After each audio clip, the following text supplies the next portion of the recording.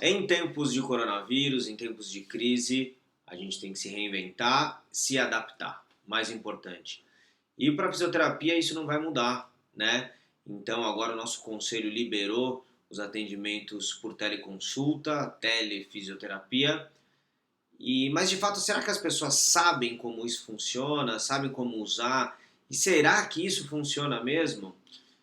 Eu não vou ser o dono da verdade, mas eu posso emitir minha opinião de alguém que já leu sobre isso e de certa forma já fazia isso, né? Então, alguns países já usam desse tipo de trabalho, né? Então, a Austrália começou com esse tipo de intervenção via online, alguns países da comunidade europeia. Então, isso já é feito, Reino Unido também se usa bastante, então isso já é feito em outros países. No Brasil ainda não era regulamentado e pela situação que a gente está passando, foi uma forma do nosso conselho deixar continuar com que os fisioterapeutas continuem trabalhando. Isso é fundamental. Então eu já comecei a migrar alguns pacientes meus para o atendimento online, tá? Tem funcionado bem. E eu quero trazer para vocês algumas dicas de como usar e que por que isso também funciona.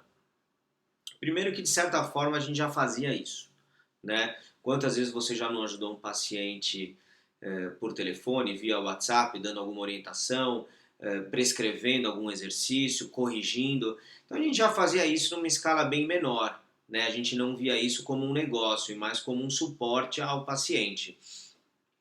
E a telefisioterapia, esse atendimento online, ele serve como uma boa triagem, na verdade, para os seus pacientes, né? Então, através dessa conversa de uma anamnese feita por vídeo, você consegue identificar sinais de bandeiras vermelhas, de bandeiras amarelas, e se realmente esse paciente é um candidato para a sua reabilitação. Então você deve direcionar perguntas importantes, como se o paciente tem uma dor que é constante, se ele tem febre, uma perda de peso repentina que não justifique, um histórico de câncer. Então tudo isso já pode conduzir você a tomar medidas de encaminhamento do paciente, ou talvez não seja nem o momento dele ir para a fisioterapia ou ter condutas de reabilitação. Do mesmo jeito, a gente pode ver os aspectos psicológicos que esse paciente está inserido. Às vezes você consegue perceber pelo tom de voz, pela postura, perguntar para ele como ele se sente emocionalmente. Isso também nos traz alguns dados para a gente levantar essas bandeiras, tá? Existem já trabalhos que reforçam o uso da telefisioterapia, né? Então a gente já vê trabalhos, principalmente em pós-operatórios, em artroplastia de quadril, cirurgias de joelho, em que eles compararam o atendimento via remoto e via presencial e viram que os resultados são basicamente os mesmos, né? Claro que vai muito de você estar treinado para fazer esse tipo de intervenção e o paciente também entender tudo aquilo e você ter certeza de que ele entendeu, tá? Mas que é possível e tem evidência mostrando que a gente consegue encontrar na literatura com tranquilidade, tá? Então eu queria trazer algumas aplicações no que a gente pode usar a telefisioterapia com os nossos pacientes, ok? Primeiro, a gente consegue dar orientações para esse paciente, né? De acordo com o que ele está sentindo. Então, por exemplo, se ele tem uma dor lombar, a gente pode dar orientação de tipos de exercício do que ele tem que fazer, evitar repouso, se manter ativo, orientar a pegar alguma coisa no chão, esse tipo de coisa, tá? Então, as orientações são muito importantes. Uma outra coisa muito legal da telefisioterapia é a questão de adequação do ambiente que a pessoa está. Então, muitas vezes na clínica a gente não consegue ver o ambiente que a pessoa trabalha. Então, a gente tem muito home office.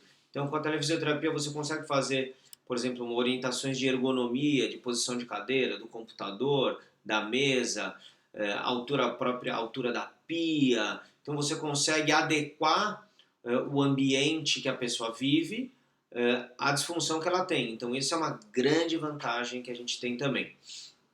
A gente pode, com a telefisioterapia, fazer a supervisão dos exercícios. Então, por exemplo, hoje de manhã fiz 2 atendimentos de pacientes que já estavam comigo, né? Então, a gente adaptou o ambiente da casa dele e eu acabei passando um programa de exercícios e acabava corrigindo algumas coisas, orientando, conduzindo ele nesse processo, tá?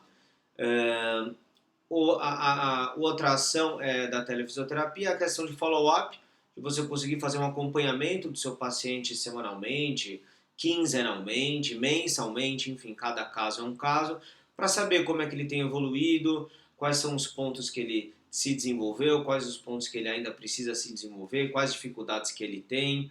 Então é uma outra ação que a gente pode ter. E uma outra coisa muito usada também lá fora é a comunicação entre profissionais, né? Então a gente usa a telefisioterapia para, às vezes, o paciente vai ser encaminhado para outro setor, para outro profissional, e você, através dessa ferramenta, poder passar o caso, passar as condutas, passar o seu raciocínio clínico, passar a evolução do paciente para esses casos. Então é uma coisa que funciona bem. E a gente tem limitação, claro que a gente tem limitação, né? Então, o que eu vejo como limitação? O nosso exame físico, inevitavelmente, ele fica limitado, né? Então, a gente tem diversos testes passivos, testes ativos, em que realmente a gente não consegue fazer uma anamnese tão completa quanto presencial, né? As intervenções passivas não são possíveis, evidentemente, então quem trabalha muito na linha de terapia manual, osteopatia, quiropraxia, acupuntura, fica um pouco mais engessado, vamos dizer assim, mas ainda pode trabalhar com as questões das orientações, da adequação do ambiente, então isso continua como uma frente, tá? E um outro aspecto que a gente perde é a questão da segurança que às vezes o paciente tem. Às vezes o paciente tem algum distúrbio de equilíbrio, algum distúrbio neurológico, e é importante você estar do lado dele. E é por isso que eu digo, esse tipo de conduta, de acompanhamento não presencial, não é para todos os pacientes, não dá para fazer isso para todo mundo, tá? Nessa crise que deu, como eu já estou com meus pacientes há um bom tempo, já entendo a rotina deles, sei o que vai ser bom para eles, o que eles têm que evitar, essa transição tem sido muito tranquila, tá? Mas não é para todo paciente. Beleza? Uma outra dica é que nessa fase é muito importante você ter estratégias de comunicação que sejam mais diretas, mais assertivas. Senão, às vezes, você vai ficar conversando com um paciente, ele vai te contar uma coisa que ele teve há 15 anos atrás, e você se perde na avaliação. Então, as perguntas, como a gente não tem um exame físico presencial, as suas perguntas elas têm que ser muito bem direcionadas, tá? Para te trazer informações e você formando seu raciocínio clínico. Perguntas, por exemplo, há quanto tempo que você sente isso? Né? Se já tem mais de 3 meses ou menos, você já classifica isso como uma dor aguda ou crônica, se você já teve recidivas desse quadro, atividades que ele tem alívio, atividades que pioram. Então, isso são só algumas coisinhas que você que podem guiar, né, que devem te guiar nas suas perguntas, na sua avaliação, para você ter um posicionamento um pouco mais direto e você ter informações mais úteis para a sua avaliação. Beleza? Gente, esse é o recado. Espero que vocês tenham aproveitado. Usem isso na sua prática clínica que funciona. Fechou? Abraço a todos. Tchau.